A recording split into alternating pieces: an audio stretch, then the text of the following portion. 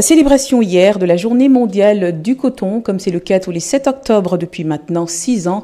Et c'est au Bénin, d'ailleurs grand producteur de coton, que la première rencontre internationale de la filière coton s'est déroulée. Et c'est près de 500 participants venus de par le monde qui ont pris part à cet événement. L'événement avait pour thème le coton pour le bien-être de tous. Reportage et explication de Rudolph Kwame, notre correspondant dans la capitale béninoise.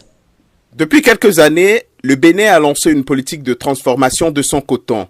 Dans les centaines de milliers de tonnes produites chaque année, une bonne partie est utilisée dans les unités textiles de cette zone industrielle. Et justement, la transformation de l'or blanc produit sur le continent est l'un des sujets en débat lors de cette 6e édition de la Journée mondiale du coton célébrée à Cotonou. Nous avons décidé non pas de transformer 50% de notre production, mais de transformer la totalité de notre production ici. En plus du Bénin, le Mali, le Burkina Faso, le Tchad et la Côte d'Ivoire sont les principaux producteurs de coton sur le continent, appelé le groupe des C4+.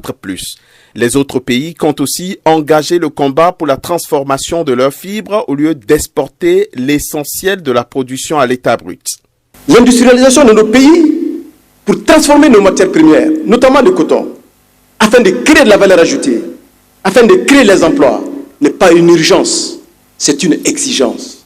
À cette rencontre de 2 jours qui réunit les principaux acteurs de la filière coton au plan international, on note la présence de la directrice générale de l'Organisation mondiale du commerce.